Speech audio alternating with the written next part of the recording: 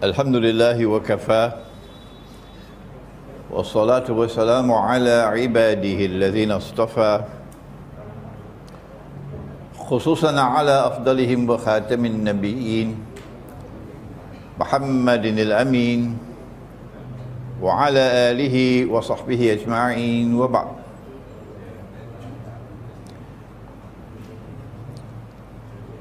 Respected Imam at the Surau Al-Amin in the district of Sitapak in Kuala Lumpur in Malaysia, our respected Datu Rosli Sharif, and remember that name, Datu Rosli Sharif, who has worked overtime in organizing this, the second lecture I'm delivering here in this masjid on topics which are very important. Brothers and sisters, it is a very important moment in history, in time, in which we are now located. There's never been a moment in history, in all of history, thousands of years of history, there's never been a time like this. No. We live in a unique world, a world that has never been before. No one has ever seen this kind of world before. And those who therefore would simply drink their teh tarik and eat their roti canai and go home and sleep, and not bother to think and ponder and reflect over the world in which we live today, are people who are disrespecting what Allah gave to them, the faculty of critical thinking.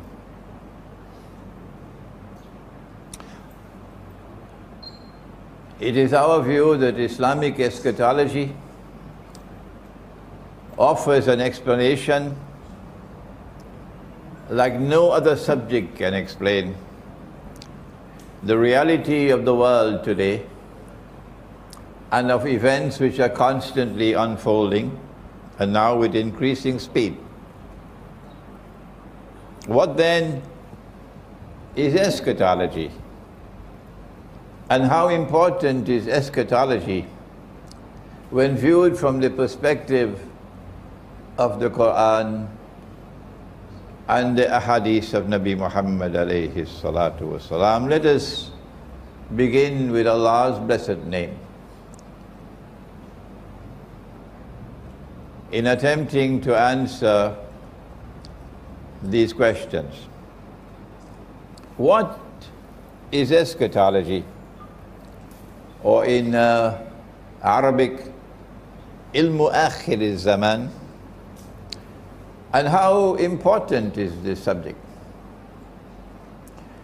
We speak slowly because it's the English language, and there are those who are not too familiar with the language, so you will bear with me as I speak a little more slowly than you are accustomed to. And we pray that Allah might take these words into the hearts of the people, that they might understand what has come from Allah's book and from Allah's messenger, sallallahu ta'ala alayhi wa sallam. What comes from me, Imran Hosein, you must never accept unless you are convinced that it is correct. Nabi Muhammad sallallahu ta'ala alayhi wasallam has just performed the Hajj. It's the first and it's the last Hajj. And after the Hajj, shortly after that, Allah sent down revelation in which He said, بعد أعوذ بالله من الشيطان الرجيم اليوم أكملت لكم دينكم وأتممت عليكم نعمتي ورضيت لكم الإسلام دينا. This day we have perfected for you your way of life, and we have completed this favor which we have bestowed upon you, the religion, the deen of Islam, and we have chosen Islam for you as your deen.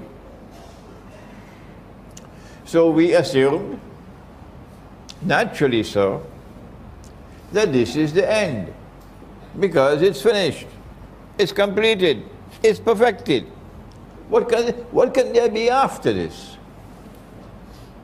But no, there was a surprise waiting for us. Nabi Muhammad alayhi salatu wasalam returned to Medina, and he'll never see Mecca again. This is the last time he'll ever see Mecca. There are only 81 days left in his blessed life.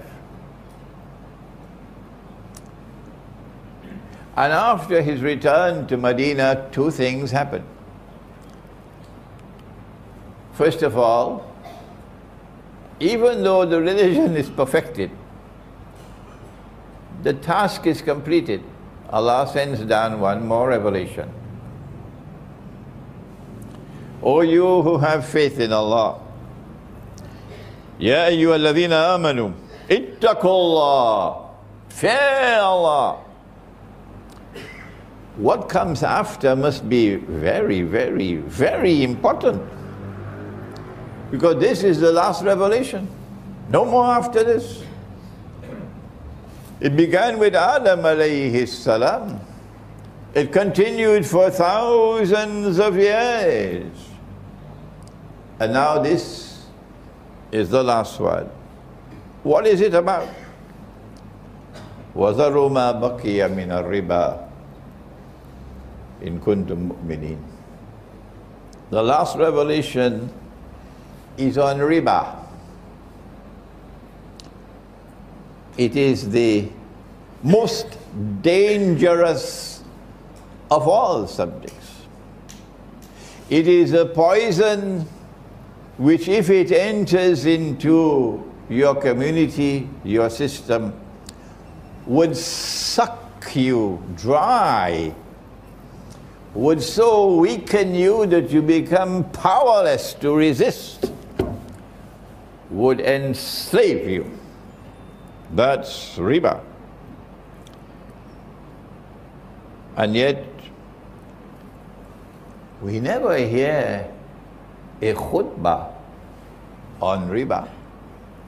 Maybe someone should call on the phone to those who write the script for the Salatul Jum'ah, the khutbah, and we shall then read out.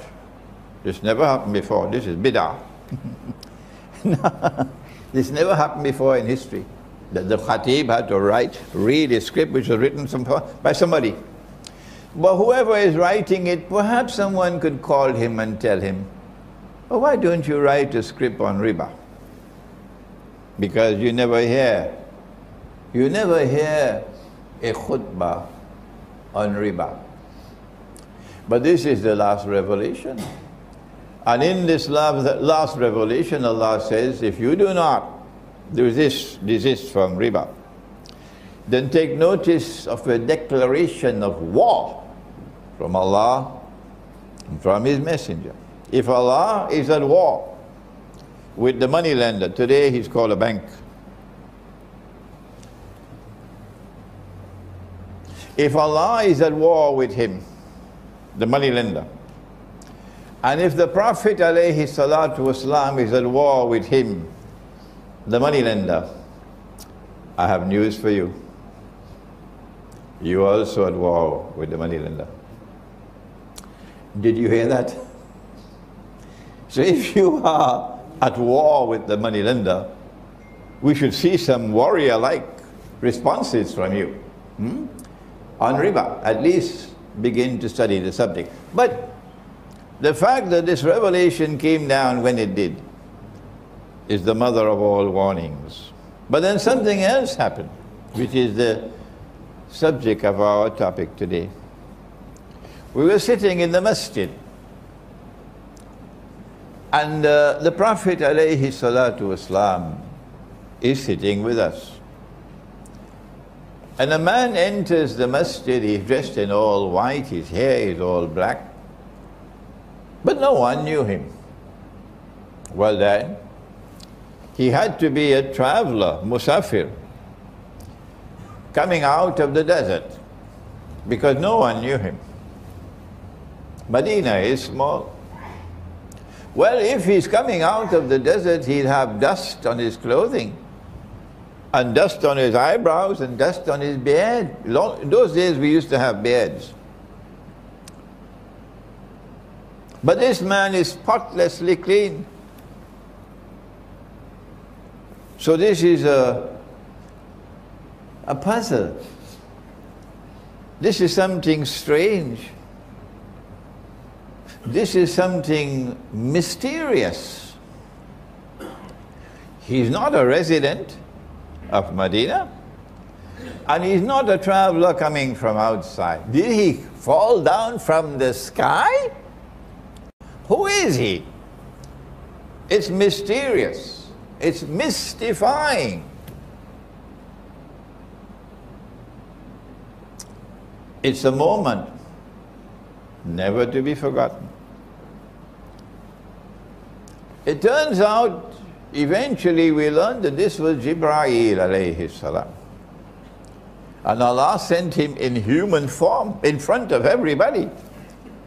It's the first time in history that Jibreel alayhi salam appears in human form in front of a whole gathering. Never before. First time. And he came to ask 5 questions. And they're divided into 2 parts. In the first part, he asks what is Islam and what is Iman and what is Al-Ihsan. But in the second part, he asks, when will the last hour come? And what are the signs of the last hour? This is ilmu akhir zaman, the second part. In answer to the first question, when will the last hour come? He replied and said, the one who is being questioned has no more knowledge than the one who is questioning. I mean, I know who you are, and I know what you know. So let's leave that subject. The one who is being questioned has no more knowledge than the one who is questioning. Meaning, I have some knowledge and you have some knowledge. And then came the last question. What are the signs of the last day?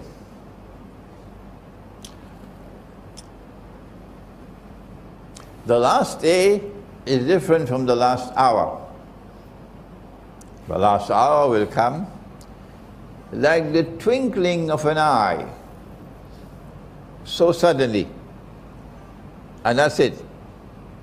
And the entire material universe will be transformed into something different. غَيْرَ الْأَرْضِ, it says. غَيْرَ الْأَرْضِ وَالسَّمَاوَاتِ, something different. Mountains will become like pieces of cotton wool. And all the graves will throw out their burden. Everybody will come resurrected for the judgment. That's the last hour. But before that, there is another end, and that's the end of history.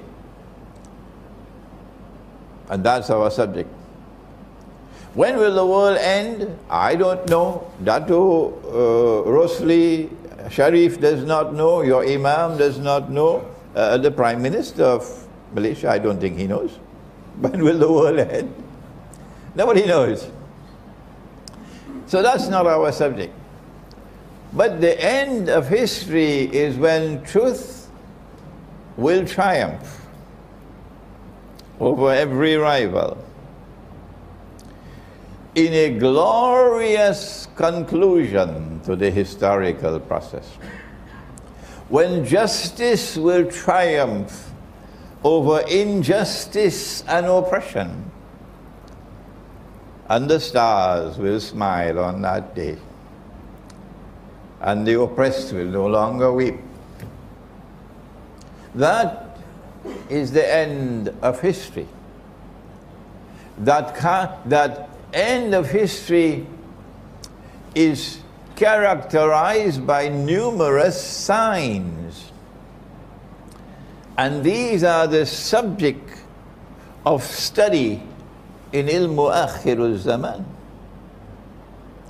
And because Allah sent Jibreel alayhi salam at the very end of the life of the Prophet alayhi salatu wasalam, after this he dies. This is a sign from Allah that this subject is the most important of all. Do not neglect this subject. Ilmu akhir zaman.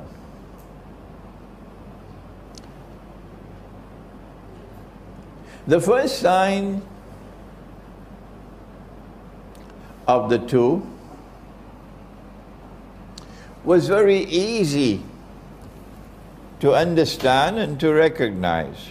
We didn't need a PhD from MIT. That the naked, barefooted shepherds would be competing with each other in the construction of tall buildings. My building is taller than yours. Oh, no, no, no, no. We got the tallest one of all in Dubai. Oh, no. We in Jeddah, we're coming with one taller than you in Dubai. Huh? It's very simple, that you would easily understand that the people who are impressed by tall buildings, and the tall buildings is a symbol of progress.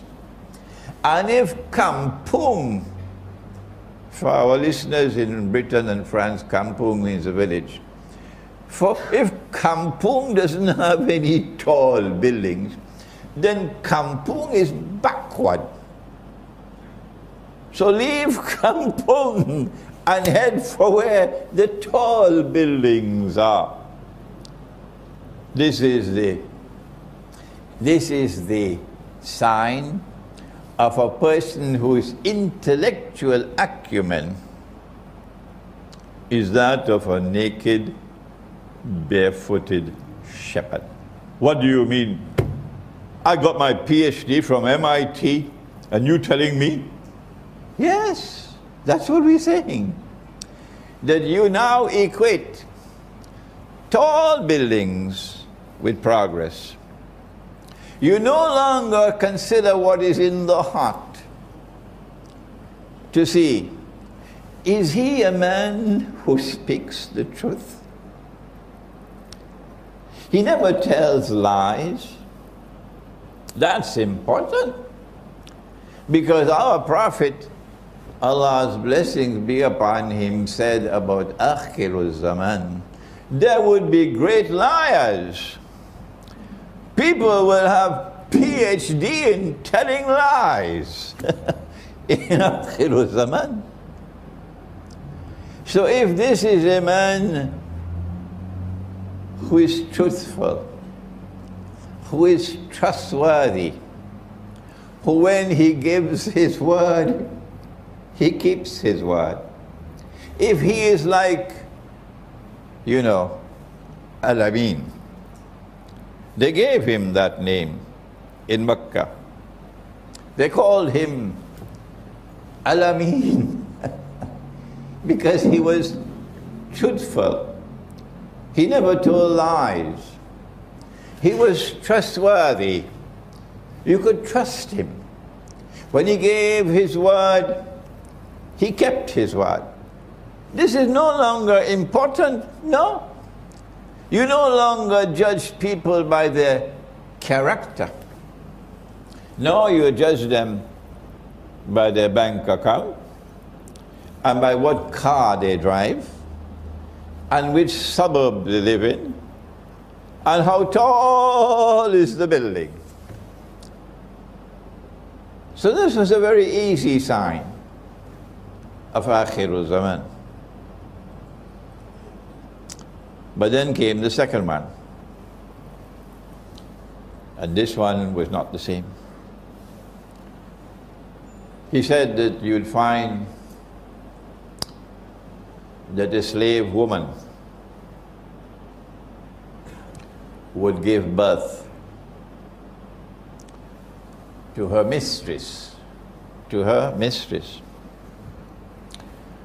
You can't understand this literally. No. This is language which is symbolic. In the Quran, Allah has sent us revelation in which some of the ayat are muhkamat, plain and clear, and others are mutashabihat, that you have to interpret. Similarly with the hadith, this is mutashabiha. It has to be interpreted that a slave woman would give birth to her mistress. To understand this, you have to understand riba, which delivers slavery. It is riba which delivers slavery. And so my daughter and your daughter is now a slave. That's what she is. In that glorious kingdom called Singapore, which prides itself as the model kingdom of the world. Follow the model of Singapore. So then why Singapore? Why are you so shamelessly enslaving my daughter? As a maid, as a servant. She's the first to wake in the morning, Singapore. She's the last to sleep at night, Singapore. And my daughter works as a slave. She has no vocation, Singapore. And all that you studied in Harvard about the free and fair market, Singapore, you took it and threw it into the garbage bin. Shame on you, Singapore. You make an agreement with Indonesia to pay her $300 a month. Shame on you, shame on you, shame on you, Singapore. Would any Singaporean woman work for $300 a month? Or $500 a month? None, none, none. But my daughter has to be a slave. That's riba. Because you know where the Indonesian rupiah is now. Yes. And you know where the Pakistani rupee is now.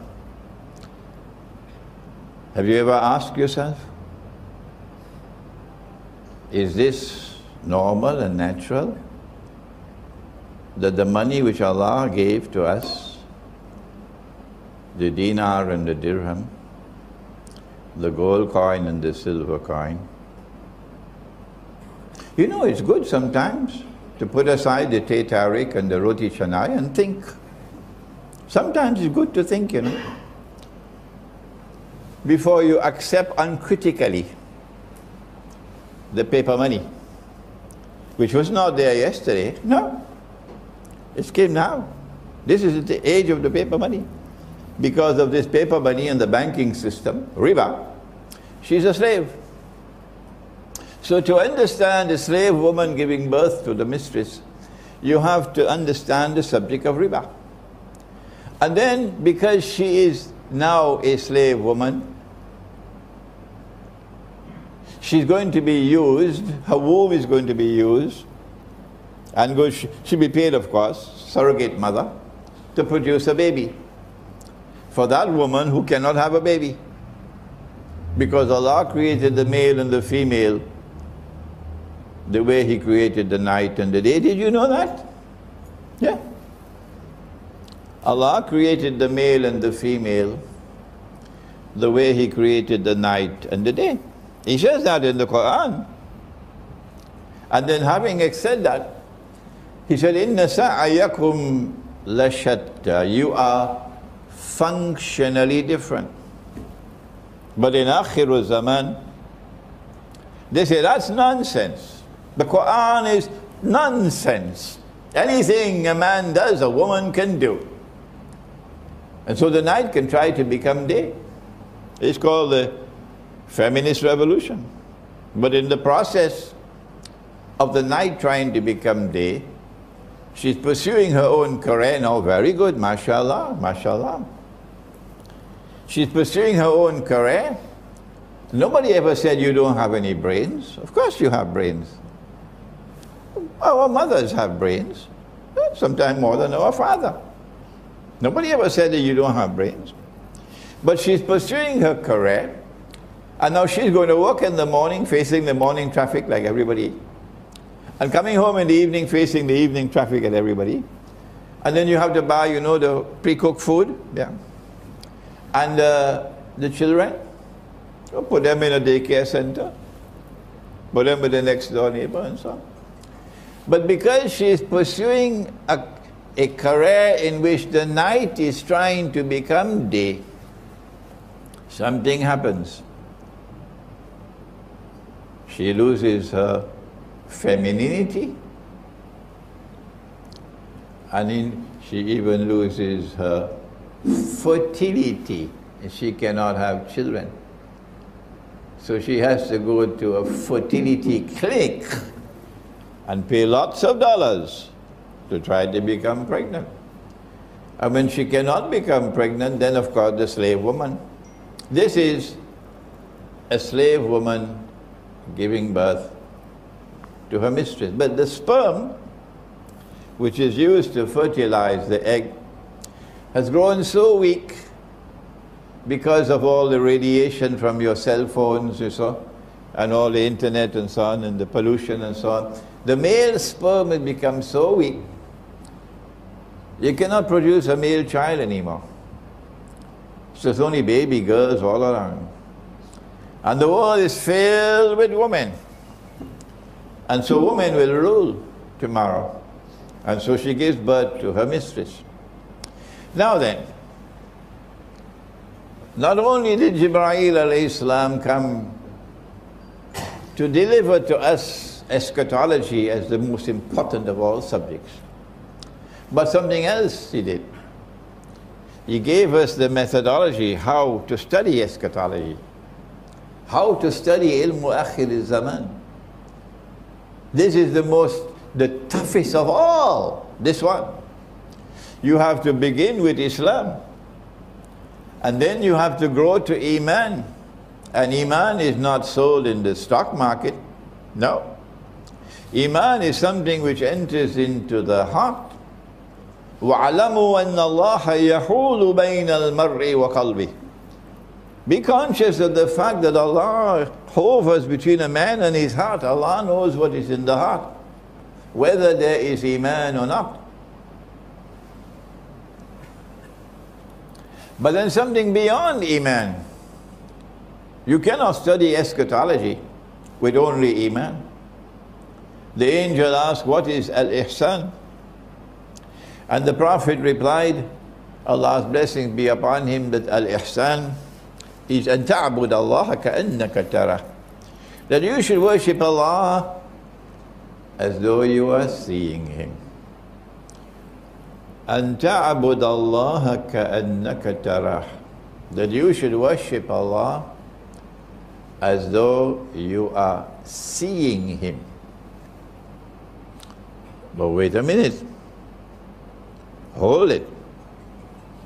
When Musa alayhi salam went up the mountain, he said to Allah, Arini, anzur ilayk, show me yourself, I want to see you. Show me yourself, I want to see you. And Allah replied and He said, Lan tarani, not possible, tabule, not possible, you can't see me. No, Musa alayhi salam, you can't see me. Now with these eyes, you can't see me. But when the companions asked, O Messenger of Allah, would we see Allah on Judgment Day? We meaning, I'm not talking about Barack Obama, I'm talking about the followers of the Prophet ﷺ. Would we see Allah on Judgment Day? He replied rhetorically so. Do you have any difficulty in seeing the sun when it is midday? They said no. He asked, do you have any difficulty in seeing the sun when it is the full moon? We just had the full moon 1 week ago. This is the 24th day of Shawwal.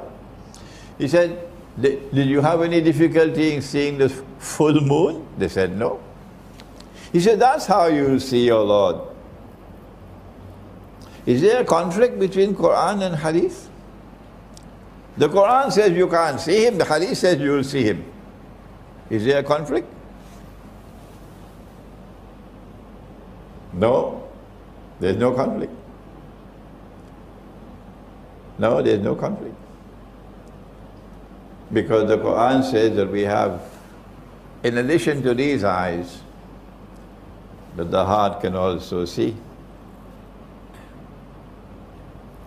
This is epistemology, the branch of knowledge which studies knowledge and how is knowledge acquired.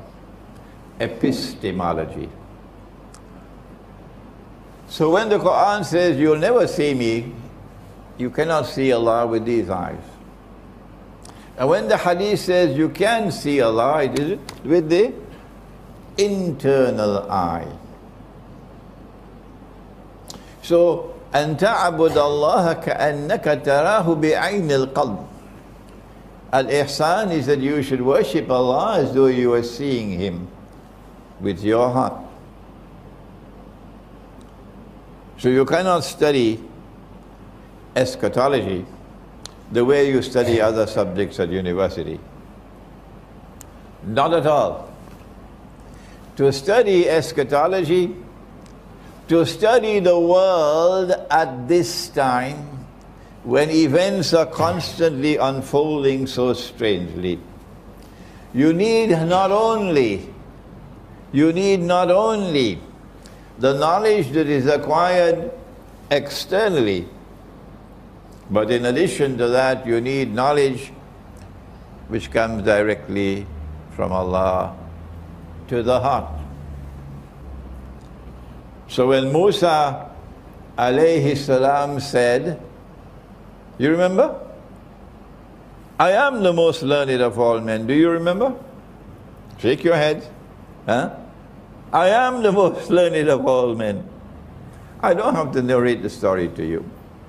And Allah says, no, you're not. Actually, Allah is not speaking to Musa alayhi salam. You've got to read between the lines. Allah is talking to a people who believe that they are the elite of mankind. We are the chosen of the Lord God. We are the chosen people. We are the elite. The rest of mankind, excuse my language, the rest of mankind, particularly the Palestinians, are like cockroaches before us. We are the elite. We have the most knowledge of all. So Allah is not speaking to Musa alayhi salam.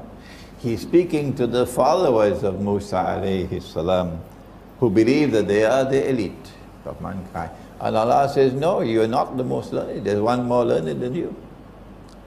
And when Musa alayhi salam meets with Khidr alayhi salam, and I have a little booklet outside, it will only take you 1 hour to read it.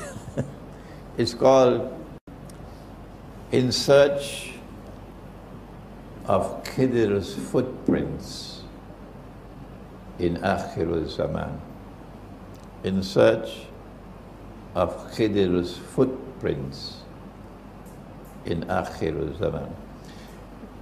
To meet with Khidr, to meet the most learned of all men, to meet the only one who can read the world in Akhirul Zaman, to understand what is the meaning of Brexit. What is the significance and implication of Brexit? You need more than an economics degree. You need more than a PhD in monetary economics. You need more than expertise in international monetary economics to understand Brexit. Or, you know what happened in Turkey? The coup d'etat which was an unsuccessful coup d'etat. And now, I don't know whether you have this expression in Malay, a Trojan horse. A Trojan horse, you know. You slip the horse inside, and you have your soldiers hidden inside the horse. Trojan horse. In French, I was told it's called a cheval de Troie. A cheval de Troie. So now Turkey is being prepared to become the Trojan horse for Russia. In order to be able to understand these important events which are unfolding in the world, you need more than a PhD in economics and in political science. Yes, this is the message we're giving to the world today from Surah Al-Amin in Sitapak. This man who was sitting on a rock, Khidr alayhi salam, he was sitting on a rock because he's not sitting on the shifting sand. He doesn't change his opinion to suit the way the wind is blowing, so that his name does not go on a no-fly list. You know, so that his business is not threatened. So that the world does not say he's a terrorist. No, he doesn't care. He doesn't care for that. He is firm like a rock. You can't shake him. Not even with a bulldozer. That's the kind of scholar you need in Akhir Zaman. Not the one who is concerned about maybe I lose my salary, I lose my job, I lose my promotion. The fellow who is preparing the paycheck might not prepare it for me if I give a wrong khutbah. He sits on a rock. That's the scholar you need if you want to penetrate Akhir Zaman. More than that, Musa alayhi salam, you know where to find him? You'll find him at Majma'ul Bahrain. You'll find him at the place where the two oceans meet. Is it Atlantic and Pacific? No. This is mutashabiha. The two oceans are the ocean of knowledge, externally acquired, and that you get from the universities, and the ocean of knowledge which is internally received, and that you'll only get if Allah puts nur in your heart. And nur is not sold in the stock market. And you cannot have nur in your heart if you tell lies, monstrous lies, shameless lies. These people got PhD in telling lies. They started long before 9/11. When 9/11 took place, I said, well, you know, there are three kinds of lies. There are normal lies, and then there are great lies, and then there's 9/11. I thought this was the biggest lie of all. But they've been constantly lying, shamelessly lying. And then go to church on Sunday morning and pretend to be a civilized people. So this man is to be found at the place where the two oceans meet. Majma'ul Bahrain. the ocean of knowledge externally acquired, and the ocean of knowledge internally received. And if you want to get knowledge internally, you must have nur in the heart. And that nur comes only when there is sincerity in the heart. The heart must be for Allah. There's a beautiful hadith. My teacher, Maulana Dr. Muhammad Fadlur Rahman Ansari Rahimahullah, gave it to us. That Allah's Messenger said, you must memorize it. Man kana lillah, kana Allahu lahu. Whosoever is for Allah, Allah is for him. Allah is for her. Man kana lillahi, kana Allahu lahu. In addition to that, the one who will receive nur from Allah must direct attention to establishing a proper relationship with Nabi Muhammad alayhi salatu wasalam, because he is nur. قَدْ جَاءَكُم مِّنَ اللَّهِ نُورٌ وَكِتَابٌ مُبِينٌ. There has come to you from Allah a nur, and this book, a nur, and this book. So Nabi Muhammad alayhi salatu wasalam is nur. Follow him. Be careful. Don't part company from him. Because if you step away from him, you're going to lose nur. And finally, if you want nur, you got to go to the Quran. Allah is nuru samawati wal ard. And the Quran is the kalam of Allah. So every word in the Quran is a window to nur.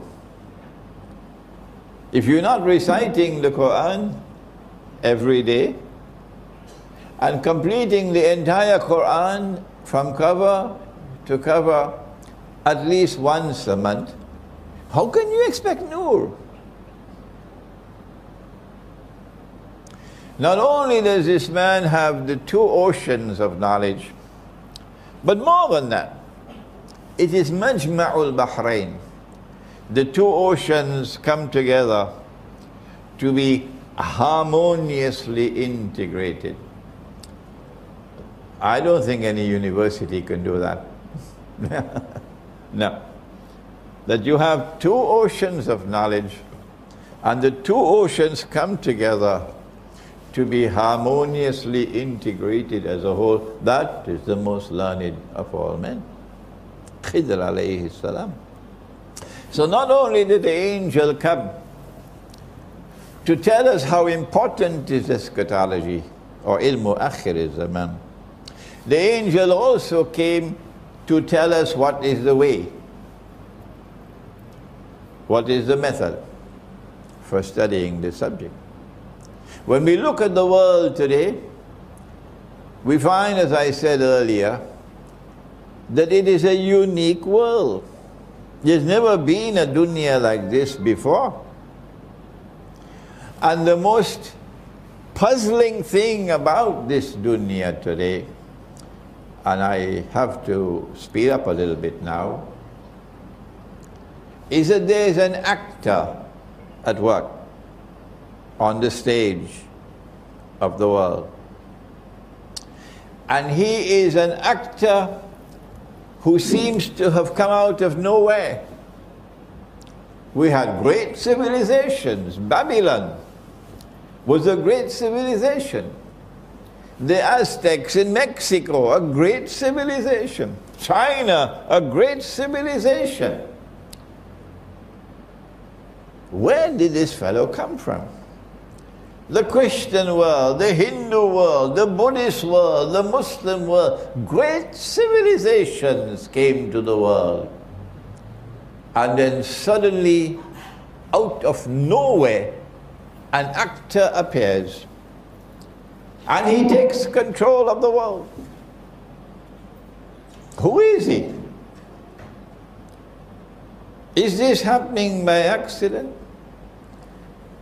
He has a power that none can resist. He brings a scientific and technological revolution which, when applied to military science, gives him unprecedented power. No longer is he dependent on the wind for a ship to sail. No. He now has nuclear-powered ships. He doesn't travel by horses anymore. He has mechanical transport on land. He has motor cars. He has trains to take goods a long distance, which yesterday was camels. This fellow even travels in the sky. We never had it before. He has an aeroplane that flies in the sky. He doesn't need a sword anymore to fight. He can kill you from a distance. Huh? Strange. He has unprecedented power, military power. But unlike Zulqarnain, who had faith and who used power, Surah Al-Kahf? Huh? Surah Al-Kahf? You must shake your head a little bit. Surah Al-Kahf. Zulqarnain used power to punish the oppressor and to bring relief to the oppressed. And Zulqarnain used power to help those who have faith and who are righteous in conduct, and to reward them. But this fella is the opposite of Zulqarnain. This fella is essentially godless, essentially godless. And he uses his unprecedented power to oppress like no oppressor has ever been.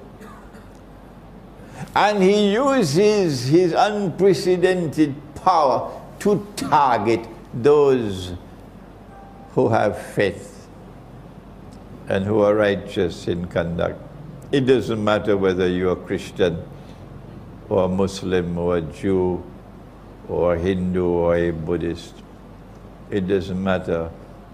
Once you want to be truthful, once you have integrity and you will stand up for the truth, once you are righteous in your conduct, this man is coming after you.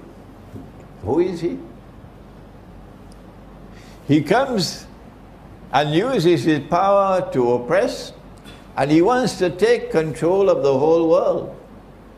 In Mr. Putin's beautiful expression, Vladimir Putin, the Russian president, he said about this man, he has imperial ambitions, which is very dignified language.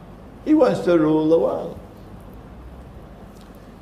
This fellow embarks upon an effort to rule the world, but we find him moving through 3 stages, and I gave this lecture right here in this surah just before Ramadan. And Allah spoke about it in the Quran in Surah Al-Mursalat. Allah says, Intaliku ila zillin dhi salathi shu'ab. Proceed now. The world now proceeds to a shadow which will manifest itself in 3 stages. In Akhiru Zaman. It was not possible for anyone to interpret this ayah until the world experienced Pax Britannica and then Pax Americana. You cannot explain Pax Britannica with any of the tools of political analysis. No, no. You cannot explain the passage from Pax Britannica to Pax Americana using the tools of normal political analysis. No, not at all. The passage from Pax Britannica to Pax Americana and the role of the Bretton Woods Accord and the emergence of the International Monetary Fund, which meant goodbye to His Majesty the sterling pound. Goodbye to Britain. Goodbye to Pax Britannica. And now it's time to say goodbye to the US dollar. But if you are studying the subject from eschatology, you would know that Brexit means goodbye to the euro as well.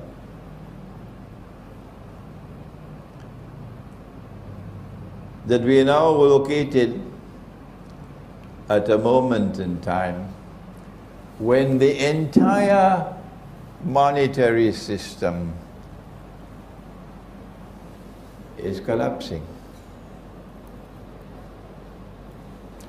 And the speed at which it is collapsing is frightening. I don't know the speed, but I have a friend, I don't want to reveal his name. He is a deputy governor in one of the central banks of the Muslim world.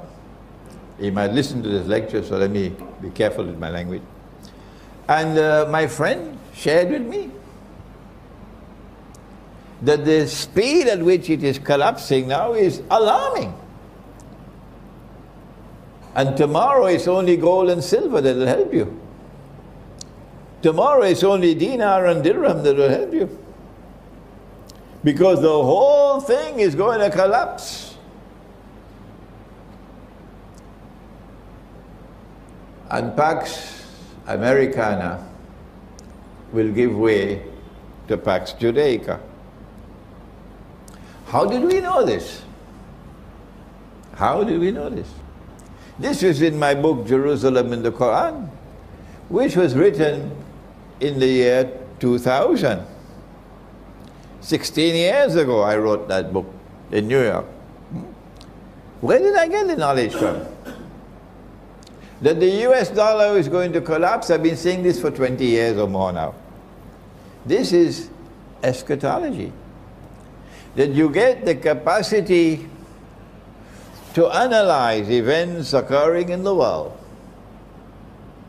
Because you know that there is a fella, a mastermind at work, who wants to rule the whole world. And he gave us his first stage of his shadow that Allah spoke in the Quran with Pax Britannica. And the second stage of the shadow was Pax Americana. And we are saying that the third and last stage of the shadow is going to be Pax Judaica. When Israel will seek to replace the United States of America as the next ruling state in the world, and Israel is going to say, away with all of this godlessness. This fellow is not only godless, this fellow is also decadent. He is the one who says a man could marry another man and get a marriage certificate. You know who the fellow is? Modern Western civilization. So Pax Judaica is going to come to say, we want to sweep away all this godlessness and all this decadence. We want to turn away from all of this oppression and so on. We want to bring back the world, bring it back to religion, bring it back to the worship of the God of Abraham. Oh, it's going to be very, very, very interesting tomorrow. If we are alive and this drama unfolds, as they say to the world, we must come back to religious values. This is Pax Judaica. But their oppression will be greatest of all, because they want to rule over everybody. And eventually a man will stand up in Jerusalem and declare I am Al-Masih, the Messiah. But he would not be Al-Masih, the Messiah. He would be Dajjal, the false Messiah. In order for him to achieve his objective, a Pax Judaica, for Israel to rule the world, he has to make Israel very, very big, like the United States, but that's not possible. Israel cannot expand. Israel is surrounded by the Arabs. Forget it. Or the world has to become much smaller. Which one will it be? Which one will it be? Yes. The answer is the world will have to become much smaller. And that's why we're going to have nuclear war. They want the nuclear war. They know it. And they've already prepared for nuclear war with the underground bunkers and so on. So they will survive.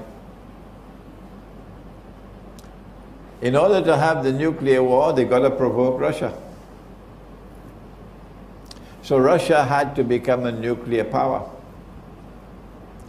And that's why they transferred nuclear technology to the Soviet Union. Yes, so that the Soviet Union could become a nuclear power, so that tomorrow there could be nuclear war, so that the world will become small. Are you beginning to understand now what's happening in the world? Yeah. The next event that is about to occur from our eschatology is the Great War. Let me quote the hadith that the Turkish government is not comfortable with. And the Ottoman Empire wished that this hadith could be rubbed up and put away. Nobody read it. Nabi Muhammad alayhi salatu wassalam is talking to his companion Mu'az ibn Jabal radiyallahu ta'ala anhu. And they're sitting next to each other. His hand is on his shoulder, I think. And he said to him about the signs of Akhirul Zaman. The hadith is in the Sunan of Abi Dawood. And he says to him, Umranu Bayt al-Maqdis, when Jerusalem is center stage and flourishing, built up, Kharabu Yathrib, at that time, look to Medina and you see Medina in forlorn dissolution. No event in Medina, nothing. It plays absolutely no role whatsoever, even in Arab affairs. Kharabu Yathrib Khuruj al-Malhama. When that occurs, which is where we are now, then look for the Malhama. The Malhama is a great war. The Malhama is not just a great war. It's a war like no war has ever been.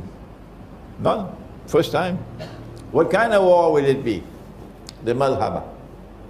Hadith in Sahih Bukhari that 99 out of every 100 of the combatants will die, will be killed. 99% will be killed and only 1% will survive. I hope NATO is listening. If you're in the US Armed Forces or if you're in the British Armed Forces, please stop and listen to this lecture, because your chiefs will not tell you this. When you attack Russia, listen, 99 out of every 100 will be killed. This does not happen in conventional warfare. No.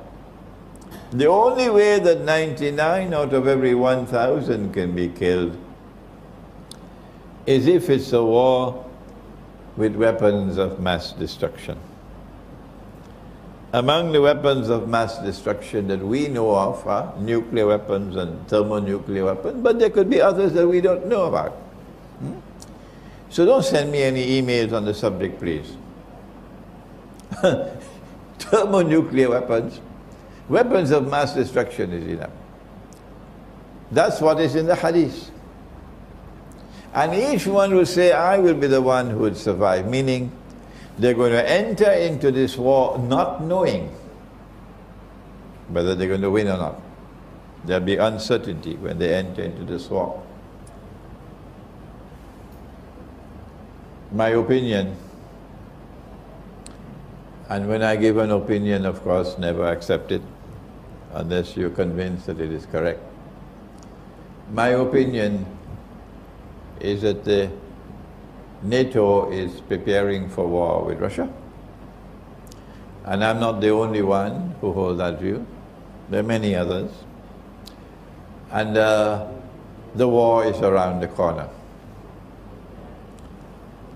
And once that war takes place, it is inevitable that it would eventually become nuclear war.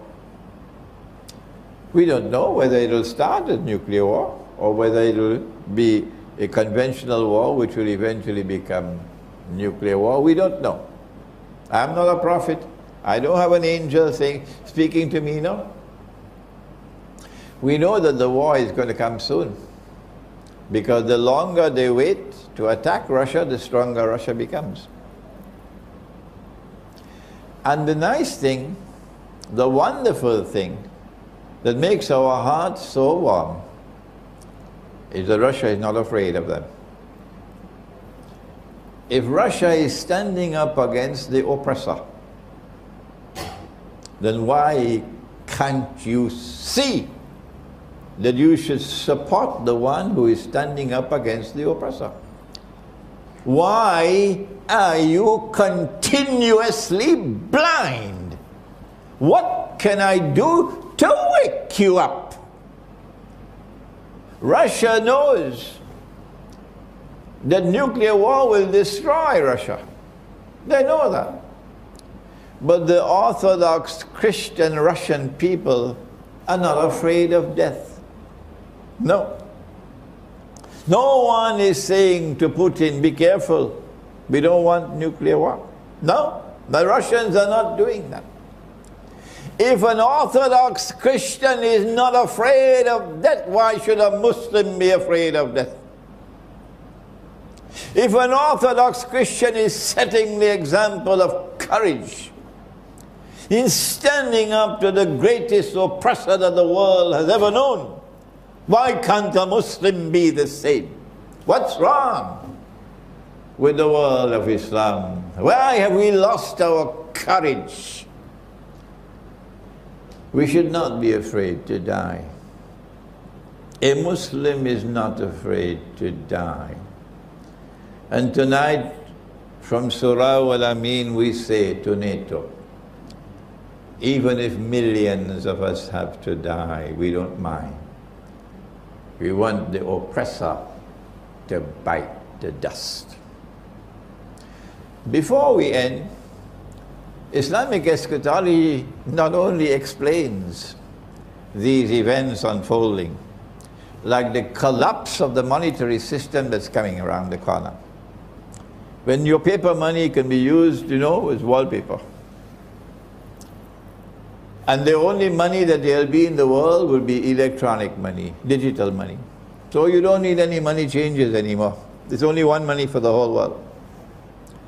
It's invisible money, it's intangible money. You can't take it out of your bank account. And if they don't like you, guess what they'll do to your account? They'll freeze it. Yeah, you have no money. And then you come to me to complain? No, no. If you're sensible, you do like the Naqshbandi, the Sufi order, the Naqshbandi. The Naqshbandi are telling their people to keep dinar and dirham. Sheikh Nazim, rahimahullah, who died a few years ago, he ordered all his followers to keep dinar and dirham. Very sensible. Very sensible. The Naqshbandi, I am told, are going into the countryside and farming, organic farming. Very sensible, very sensible. I have to pause now because I get lots and lots of emails. I get them from Belgium, I get them from France, I get them from Britain, I get them from the United States, I get them from Algeria, I get them from Morocco, all over. Sheikh, where is the Muslim village? We want to come and join the Muslim village. We want to leave this godless world and come and live in a Muslim village. Well, the answer is, well, my students in different parts of the world, they buy land and they put animals on the land and they're doing some farming, but none has built the villages yet. But let me tell you the story of one of my students. He's Malaysian, and he's the only one to have done it so far. He sold his house in KL. He gave up his job, which had riba. He looked on the internet and he found land, which was cheap. And he bought 1 acre, cheap. And he went and built his house. He didn't get a contractor, no, he bought the material and he employed the men and built the house. He planted rice. He planted date palms, different kinds of date palms.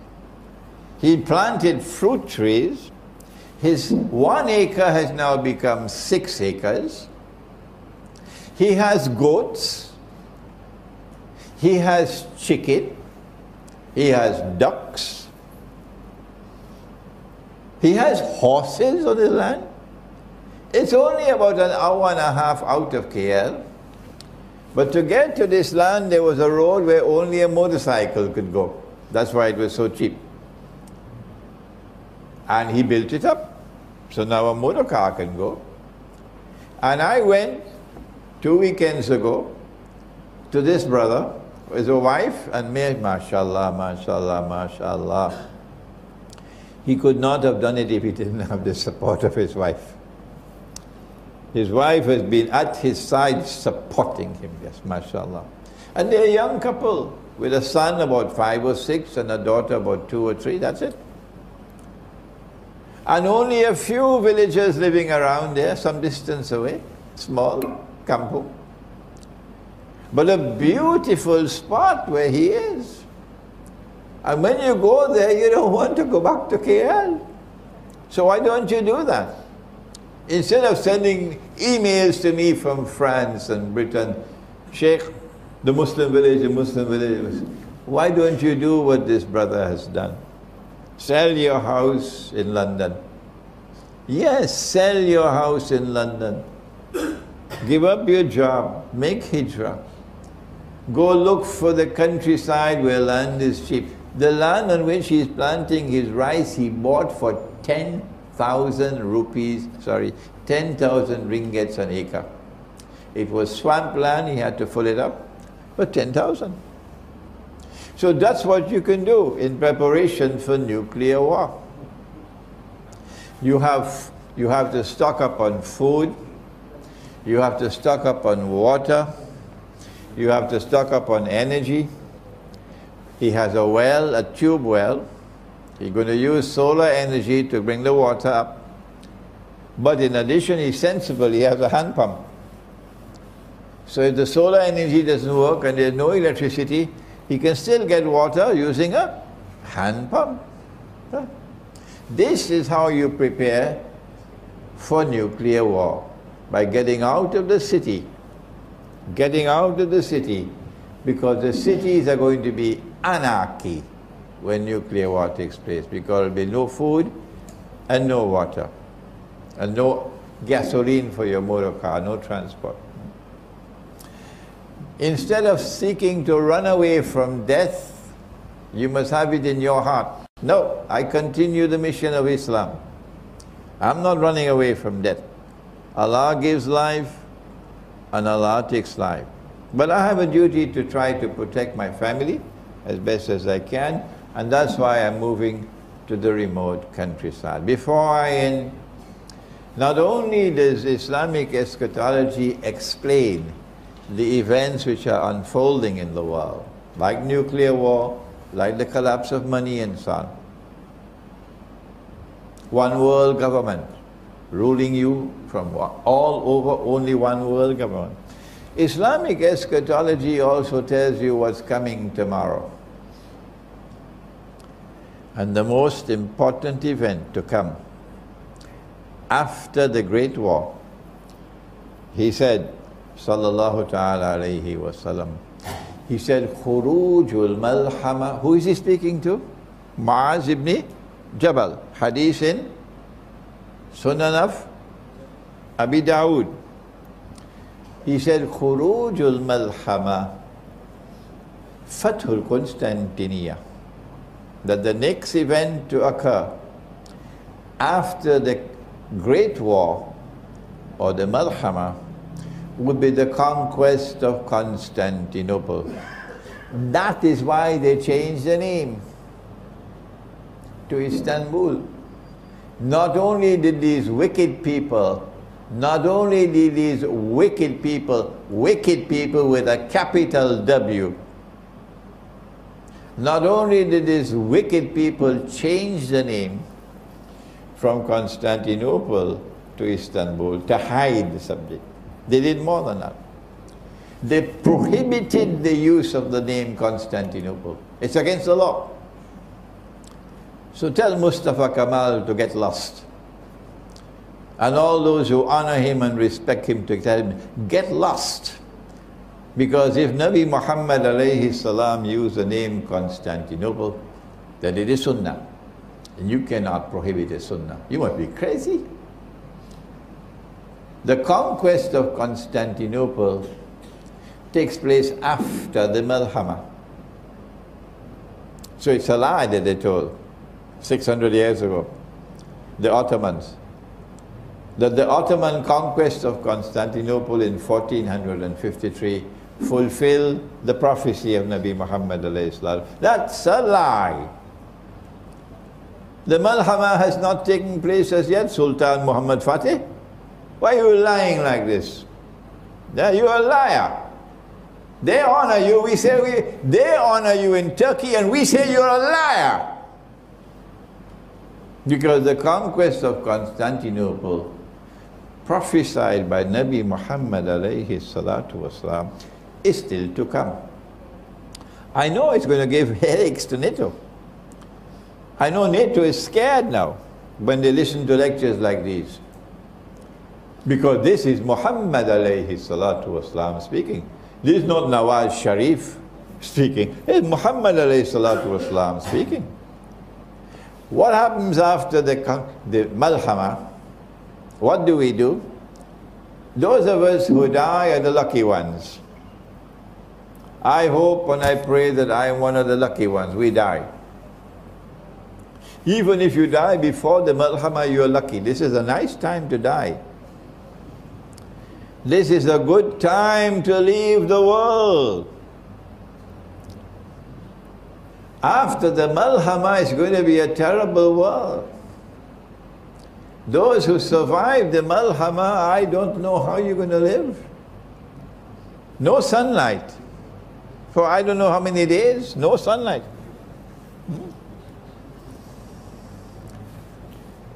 But this is the message that we give from Islamic eschatology. And may Allah take these words of mine all over the world. That if you live to see the Malhama, and if you survive the Malhama, then Imran is saying to you, on the basis of the prophecy of Nabi Muhammad sallallahu ta'ala alayhi wa sallam, if you are young enough and strong enough to fight, then make some preparations for your family and head for Constantinople. Wherever in the world you may be, give up everything else. Leave Indonesia. Leave Malaysia. No government can stand in your way. The followers of Muhammad alayhi salatu wasalam, all over the world, as soon as the Malhama takes place, are going to head for Constantinople. Because he said, sallallahu ta'ala alayhi wa sallam, لَتَفْتَحَنَّ الْقُنْسْتَنْتِنِيَّةِ, you will most certainly conquer Constantinople. وَلَنِعْمَ الْأَمِيرُ آمِرُهَا, what a wonderful commander will that be of that army. وَنَنِعْمَ الْجَيْشُ ذَلِكَ الْجَيْشُ. And what a wonderful army that would be, that will conquer Constantinople. But there are, both in the Quran and in the Hadith, indications that we will conquer Constantinople on the basis of an alliance with Orthodox Christians. It will be a Muslim Christian army that will conquer Constantinople. Which Christians will this be? Does Allah speak about Christians in the Quran with whom we could have such a relationship? Shall I remind you? Yes, it's there in the Quran, but we don't take time to study the Quran. No, we have too much time in the traffic in KL to study the Quran. وَلَتَجِدَنَّ أَقْرَبَهُمْ مَوَدَّةً لِلَّذِينَ آمَنُوا الَّذِينَ قَالُوا إِنَّا نَصَارَى. And you will most certainly find in time to come that those who will be closest in love and affection for you would be a people who proclaim, we are Christians. That couldn't be British and American and French Christians, because they hide their religious identity. They secularize their religion. It has to be a different kind of Christian who proclaims my identity. I am Christian. It can only be the Orthodox Christian. That's not all. ذَلِكَ بِأَنَّ مِنْهُمْ كِسِّيسِينَ. You know these Christians because they still have the ulama. The institution of the ulama is intact, and the ulama have a status in society. In that Christianity out there where a man could marry another man and get a marriage certificate, the priest is the laughing stock of the world. In this Christianity out here, Orthodox Christianity, the ulama or the priest still have a status, high status. ذَلِكَ بِأَنَّ مِنْهُمْ كِسِّيسِينَ وَرُهْبَانًا. There'll be another way you can recognize these Christians. What is it? They still have monasticism. In Britain and in France and in the United States and Canada, the monastery is now McDonald's hamburgers, or Kentucky Fry, or Pizza Hut. There are no more monasteries. The monastic way of life is gone. But in this part of the Christian world, the monastery is still there. The monk still has an important place. The monastic way of life is still treasured, which is why Kosovo is such a difficult problem. Because Kosovo is the heart of the monastic life of the Orthodox Christian. And the Ottomans knew that. And Bill Clinton knew that very well at Daytona. Oh yes, he knew it. They're devils. So this is the Christian who will be the closest in love and affection for you. But one more thing by which you can recognize this Christian with whom you will make an alliance. وَأَنَّهُمْ لَا يَسْتَكْبِرُونَ. They're not an arrogant people. The British, the French, the American, the German, the Canadian, they want to rule the world. They want us to all become carbon copies of themselves. So if you serve me curry fish and rice, and I roll up my sleeve and I wash my hands, and like a good Malay, I eat with my hand, my fingers. That's the only way you could eat curry fish and rice. Huh? They say, what a barbarian he is. This is uncivilized. You should eat the way we eat, with cutlery. Yeah, curry fish and rice with cutlery. You must dress the way we dress. Take off that dirty beard from off your face. A civilized man is clean shaven. A civilized man wears a shirt and trousers and jacket and tie. I say that's arrogance. And there are many who say the same thing as that. That's arrogance. I went to Russia, and when I went to Russia, I saw lots of beards. Oh yes, lots of beards in Russia. These are not an arrogant people. They don't want to rule the world. They don't want to transform all of mankind into carbon copies of themselves. وَلَن تَرْضَى عَنْكَ الْيَهُودَ وَلَا النَّصَارَ حَتَّى تَتَّبِعَ مِلَّتَهُ. No, that's those Christians. These Christians are different.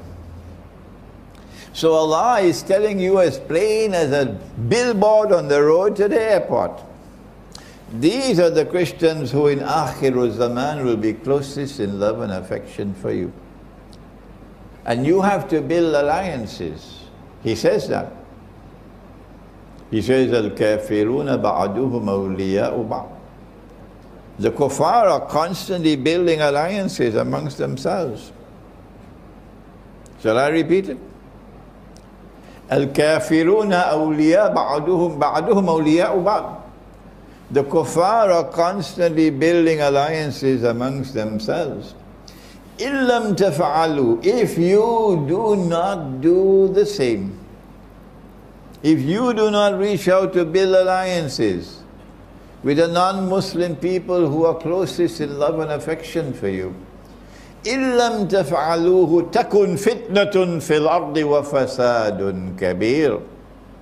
If you do not do that, there will be fitna and great fasad in the world. Is it not time for us to listen to Allah? Is it not time for us to listen to the Quran? Is it not time for us to turn to the Quran, that the Quran will help us to prepare for the events which are still to come, in which the conquest of Constantinople is the most important of all. The hadith then ends, Fathul Constantiniya Khuruj ad-Dajjal. Which hadith? The one with Mu'az ibn Jabal, quoted in the Sunan of Abi Dawood. Yeah. The end of the hadith, Fathul Constantiniya Khuruj ad-Dajjal. That after the conquest of Constantinople, only then will Dajjal make his appearance in human form. Prior to this, Dajjal is already in the world, but you can't see him. But he waits until the conquest of Constantinople to make his appearance. Why? Because now it's there around the neck of Israel. Israel can't get away now. Finish. Dajjal took them for a ride. It's the last ride on which they'll ever go. And now they'll face the end that Fir'aun faced when he was drowning. They will end the same way that Fir'aun ended. That at the end, when they're being destroyed, defeated, and the rocks and the stones will speak and say, Muslim, there's a Jew hiding behind me, come and kill him. That's the end of Israel. They will now realize the truth that Fir'aun realized underneath the water. And they will die accepting that truth, as Fir'aun died accepting the truth and knowing you're going into the hellfire. And that's why Allah preserved the body of Fir'aun. The body was discovered when? In 1898, just after the Zionist movement was established. The sign for the world that the events which will now unfold in the world would be a repeat. The world history will repeat itself. that the epic encounter between truth and falsehood between Fir'aun and Musa will now be reenacted in the historical process, and history will end the way it ended, underneath the water. This is Islamic eschatology, and I pray that Allah may bless all those who now in their hearts get a fire. I want to study this subject. It's more important to me than a PhD in business management. I want to study this subject. I want that Allah should help me, that I get the knowledge with which to be able to understand the reality of the world today, using the Quran and using the hadith of Nabi Muhammad sallallahu ta'ala alayhi wa sallam. رَبَّنَا تَقَبَّلْ مِنَّا إِنَّكَ أَنْتَ السَّمِيعُ الْعَلِيمُ وَتُبْ عَلَيْنَا يَا مَوْلَانَا إِنَّكَ أَنْتَ التَّوَّابُ الرَّحِيمُ بِرَحْمَتِكَ يَا أَرْحَمَ الرَّاحِمِينَ. Ameen.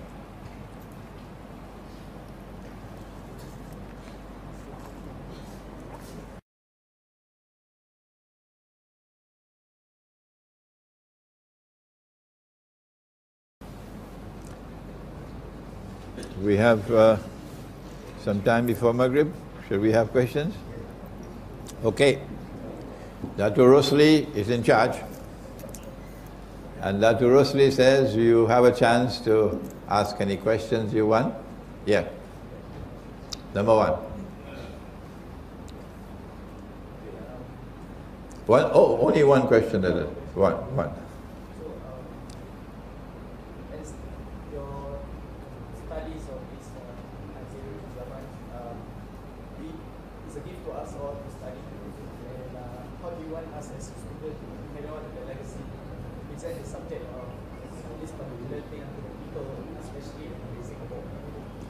The question is, you would like us to study Islamic eschatology or ilmu akhiru zaman, but when we study the subject, what's the method by which we could teach it to others?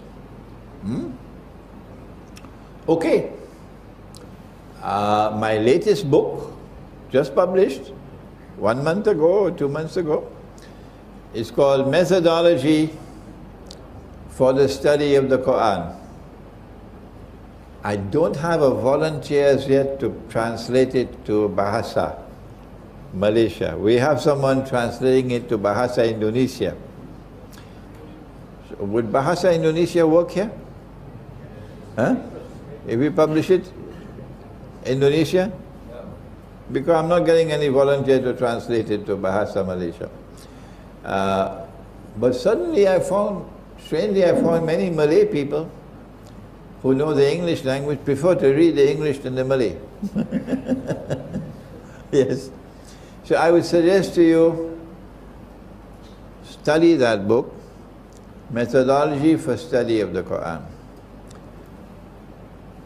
The method of teaching eschatology is different from other subjects, because Khidr alayhi salam made a distinction between the student who comes all puffed up, I am the elite of mankind, the Jews, Banu Israel.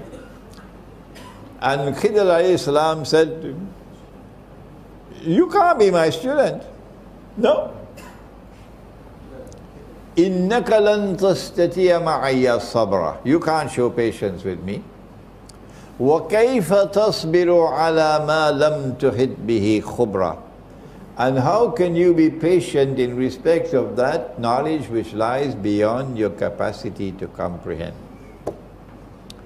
How can you be patient in respect of knowledge which lies beyond your capacity to comprehend? وَكَيْفَ تَصْبِرُ عَلَى مَا لَمْ تُحِطْ بِهِ خُبْرًا. If you want to study with me, then my condition is, don't ask any questions. Don't ask me any question. A teacher doesn't teach that way. No. A teacher has to be showing and guiding his student gently and being patient with the student. But this Khidr is saying to Musa alayhi salam, don't ask me any questions. No, I will explain to you, cutting him down to size. When you teach ilmu akhirul zaman, the methodology of teaching is that when you find people who are uncomfortable with you, who are in doubt concerning what you are saying, then say to them very plainly and clearly, and don't do it with any arrogance and pride. Just say to them, please don't accept anything I say unless you're convinced that it's correct. And there are many other scholars. Go to them. When, on the other hand, you find a student in whose heart there is hunger, there is humility, he does not consider himself puffed up with pride. And secondly, this is a student who is not like a sponge. Anything you say, he accepts it. That's a dangerous student. Huh? This is a student with critical thinking. And he critically analyzes whatever is taught. And only when he is convinced that it is correct, then he accepts it. Oh, now you have a student. And when you find such students, then even if you have to spend your days and nights teaching them, this is the one to teach. Any more questions? Yeah. 1, 2, 3. 1, 2, 3. Yeah. I've got a question about, in my previous look into some of the hadith, I found that Kitab al-Fiqh by Imam talks a lot about some of the weird hadith at that time, but during this time it can be applied as implied that the nuclear war will happen somewhere in the future. I just want to know if it could, if that way could be accepted as additional resources. No. The question is, he's speaking about a book of hadith, and he wants to know whether this is a reliable source of information. No. The methodology book will teach you. The book on methodology. My book entitled Methodology for the Study of the Quran. How do you approach the quest for knowledge? You go first of all to the Quran. Gog and Magog. And you want to know about Gog and Magog. And you go to one hadith, and the hadith says that only when Nabi Isa alayhi salam returns, at that time Gog and Magog, he'll kill Dajjal and Gog and Magog will be destroyed. So fine, full stop, that's it. Full stop. We don't need to study the subject anymore. Gog and Magog will only come at that time. That is disrespect for the Quran. And if you show disrespect for the Quran, you'll pay a price for it. No, you don't begin your study with a hadith. You begin the study with the Quran. And when you have studied all the data in the Quran concerning the subject, and you have brought them together in a harmonious whole, and that is not a task for schoolboys. You have to be more than a schoolboy to do that. Only then do you turn to the hadith. And when you turn to the hadith, if a hadith is in harmony with the Quran, you accept it. If a hadith is in conflict with the Quran, like you know, Nabi Muhammad alayhi salatu wasalam, na'udhu billah min hadha, married a child. He married a child. Yeah? That hadith is in conflict with the Quran, you reject it. If a hadith is neither in harmony with the Quran nor in conflict with the Quran, you accept it, but you give it a lower status. It does not have a significant role to play, a critical role to play in the pursuit of knowledge. Please study my book on methodology. Next one. And then you. Walaikum salam wa rahmatullah. Indonesia? MashaAllah. Oh, you're the one from Taiwan? Oh, very good. He traveled all the way from Taiwan to come to attend the lecture today, MashaAllah. Sorry, my question is out of topic. Actually, I'm asking regarding the issue of, just like the topic of escalating tension in South China Sea, between China, Malaysia, Philippines, and US, Japan, etc., etc.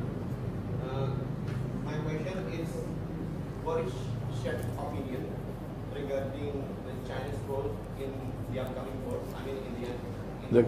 The question is, what is my opinion? One question at a time. I mean, the complete question is just like, is it correct that we interpret Chinese as so meaning as I read your book, you quote from Surat Al-Ma'idah 62 or something? Okay. The question is, what in my eschatology, my eschatological analysis, is the role of China in the coming Great War? And is there any reference in the Quran to support a role for China in the coming Great War? I do not find in the Quran any evidence pertaining to China directly. But the important thing for us to recognize is that in the Quran we have Qarnayn. Qarnayn in Surah Al-Kahf can mean two horns. And you don't have to send me any email to convince me it's two horns. If that's your choice, that's your choice. When I look at the word qarn in the Quran, I find that Allah always uses the word qarn to mean an age or an epoch, a generation.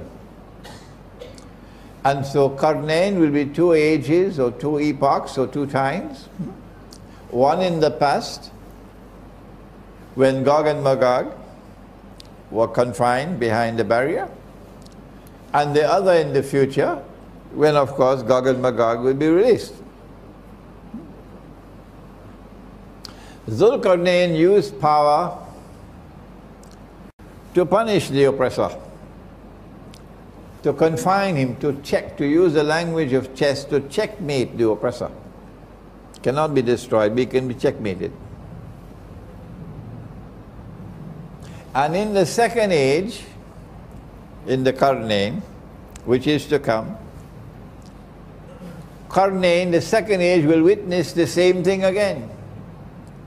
That the people in the region of the Black Sea, is the Black Sea in the Quran? Is the Black Sea in the Quran? Is the Black Sea in the Quran? Come on, somebody. Yes, it is. The Black Sea is in the Quran. In which surah? In Suratul Kahf. Aynun Hamiyah. Zulqarnain reached to one end of the land, Aynun Hamiyah, meaning a body of water which is dark and murky, and it's the Black Sea. And in that region of the world in which the Black Sea is located, the second age will emerge of Qarnayn. It's two currents. That power will emerge in that region of the world, and that power will be built by Allah. Allah will make it powerful. And that power will rest on foundations of faith, not godlessness. And that power will be used in the second qarn as it was used in the first qarn, to stand up and resist the oppressor, and to support the oppressed and those who have faith and are righteous in conduct. This is Russia. This is Russia's role today. Russia is turning away from communism, away from Marxism, but there are those who are still sleeping, so let them sleep. And Russia is returning to Orthodox Christianity. Russia is recovering her spiritual soul, while the United States and Canada and Britain and France and Germany have barbarian souls. A man can marry another man and get a marriage certificate, and you call that something progressive, something worthy of commendation? That's progress? You must be sleepy. If Russia is standing up against the oppressor in the second current, then whoever stands with Russia is on the right side. And China is a proud civilization. Not the Chinese in Singapore I'm talking about. I'm talking about China. China will not bend her knee to the oppressor who wants to rule the world. So they're now preparing to wage war not only on Russia but on China as well. They are really stupid people. They're really stupid people. They're preparing to wage war on both Russia and China. Is China afraid? No. Russia says, we're not afraid of you. We are a nuclear power. Don't mess with nuclear Russia, said Putin. Don't mess with nuclear Russia. That's what Putin said. And Russia is not afraid of them. So they're preparing for nuclear war with Russia. And Russia says, we're not afraid of you. And they're preparing for nuclear war with China as well. And China says, we're not afraid of you. Now then, this is a war between the world's greatest oppressor that history has ever known, and those who are standing and resisting his oppression. On which side should you be? If you have a telephone to your government, then call them and tell them. Whichever government you have in the world, call them and ask them. If this is a war between the greatest oppressor that the world has ever known, and those who are standing up courageously to resist his oppression, whose side should you be on? Should you be sitting on a fence? Not Imran Hosein. No, and not my students. We are on the side of the second Qarn in Qarnain.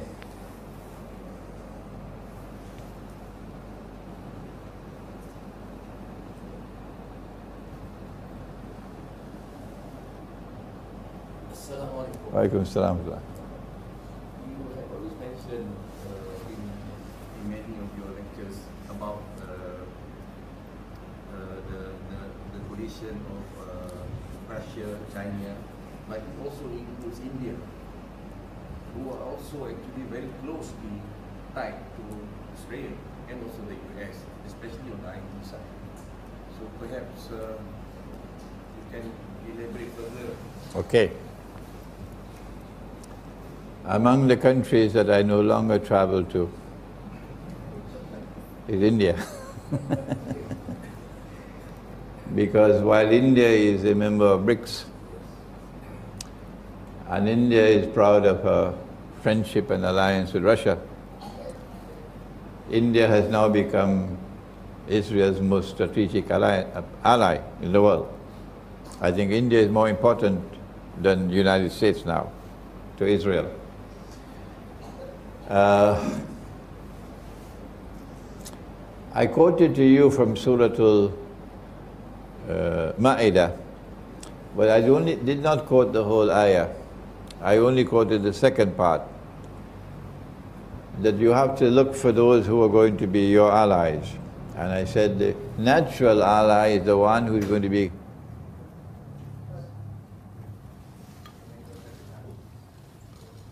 your natural ally would be the one who is closest in love and affection for you, okay? That is the Surah Al-Ma'idah, towards the end of the surah. However, before that, the ayah begins with a statement, لَتَجِدَنَّ أَشَدَّ النَّاسِ عَدَاوَةً لِلَّذِينَ آمَنُوا الْيَهُودِ, that you will most certainly find in time to come, as you found at the time of the Prophet ﷺ, his fair Mudaria, that those who will be the most hostile of all people to you would be the Jews.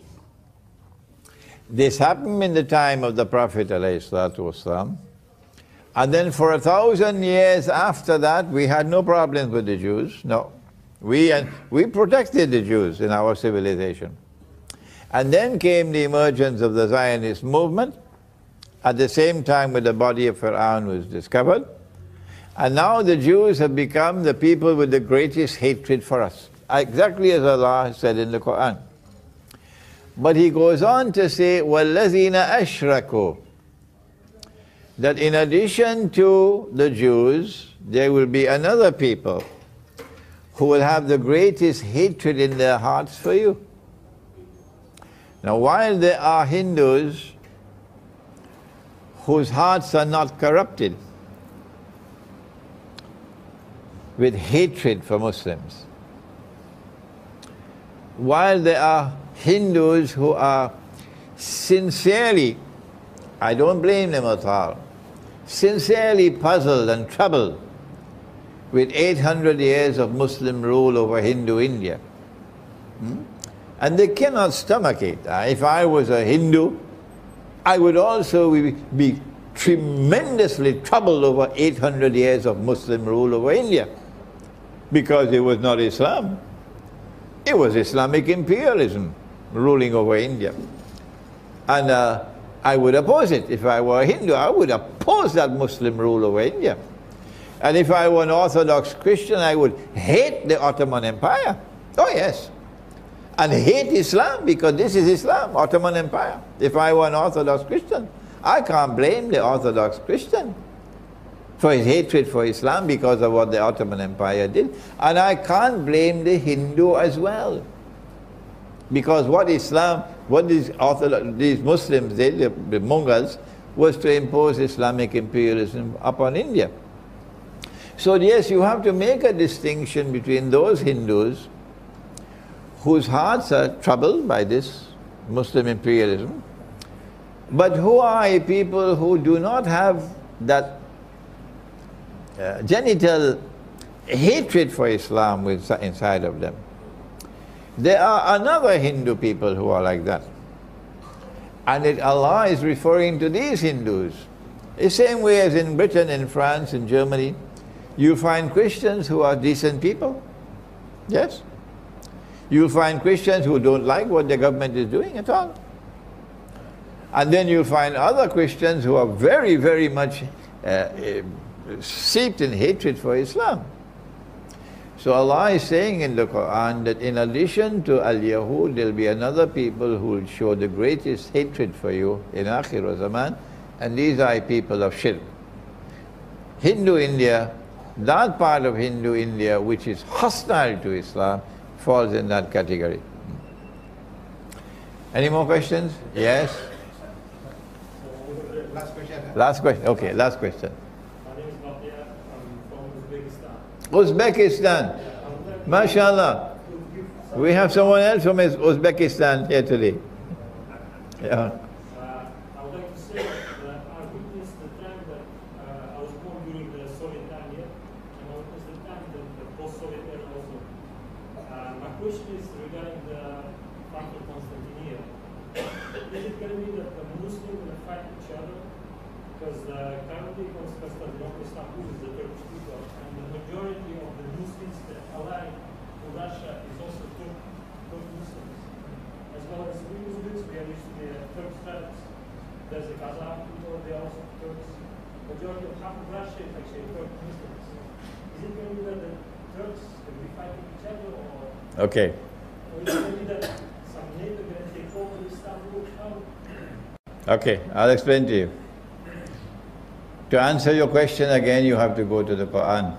Always go to the Quran. Allah speaks in the Quran in Surah Al-Ma'idah. And He says, Ya ayyuhalladhina amanu, O you who have faith in Allah. La tattakhizul yahuda wal nasara awliya. Do not take the Jews and do not take the Christians as your friends and allies. Question. Is Allah speaking about all Jews and all Christians? Answer, no, couldn't be. Because in other parts of the Quran, he said the Christians are going to be the closest in love and affection for you. Well then, if Allah is not speaking about all Jews and all Christians, when he said don't take them as your friends and allies, well then which Jews and which Christians is he talking about? When he said don't take them as your friends and allies, the answer to that question is in the words which follow. بَعْدُهُمْ أَوْلِيَاءُ بَعْضٍ. Do not take such Jews and do not take such Christians as your friends and allies, who themselves become friends and allies of each other. The Quran is anticipating a time which is to come, when one part of the Christian world and one part of the Jewish world would mysteriously reconcile and become friends and allies. When that happens, you are tell this to the Turkish Prime Minister for me, no, the Turkish President for me. If you have a telephone call, call him, tell him. Because he doesn't know the Quran. When that happens, you are prohibited from maintaining friendship and alliance with those people. Has that friendship and alliance emerged today? Is there a Judeo-Christian alliance in the world today? Yes, it is. The only ones who can't recognize it are those who drink in Teh Tarik and eat in Roti Canai and going home to sleep. The rest of us know it. It's a Zionist Judeo-Christian alliance. And they control power in modern Western civilization. Not the French people, not the American people. No. That Judeo-Christian alliance controls power in modern Western civilization. And NATO is the military arm. They're not going to like me in Kosovo. They're not going to like me in Bosnia. They're going to like me in Macedonia. They're not going to like me in Albania. But this is the truth. This is the truth. This is the Quran. So it's time for Albania to wake up, and Macedonia and Bosnia to wake up. And tell Bill Clinton to go, get lost. And tell that to Kosovo as well. If you turn to that Judeo-Christian alliance with friendship and alliance, what's the price you pay? Listen to the Quran. The Quran is absolute authority. You can't challenge the Quran. No. Allah says, وَمَنْ يَتَوَلَّهُ مِنْكُمْ فَإِنَّهُ مِنْهُمْ. Whosoever turns with friendship and alliance to them, you belong to them, not to us anymore. So this is not a civil war between Muslims and Muslims. You have left Islam. When you join NATO, and you're proud and happy to be a member of NATO, and now you're becoming NATO's Trojan horse after the failed coup d'etat. He knew the coup d'etat was coming. He knew that Fethullah Gulen was part of it. He knew that NATO was a part of it. He knew all of that. And he knew that the coup was going to fail, so that he could have a chance now to wipe out all the opposition there is to him in Turkey. So that Turkey is now strong without any internal opposition, so that Turkey can now play a strategic role in anticipation of the war against Russia. We are not fools. Erdogan should know we are not fools. And I hope Putin knows that this is the Trojan horse. So the conquest of Constantinople will come from a civil war. Turkey will have a civil war. On one side will be those who are fighting the oppressor to get NATO out of Constantinople. And on the other side will be the fools, the bunch of fools who is still standing with NATO. I don't know what Bosnia is going to do. Now they're in NATO's embrace and there's no way to get out. I don't know what Albania is going to do. I don't know what Macedonia is going to do. They are in NATO's embrace and there is no way out. They are trapped. So long as they remain where they are, history is going to move and leave them behind. We thank you for your kind attention to the lecture.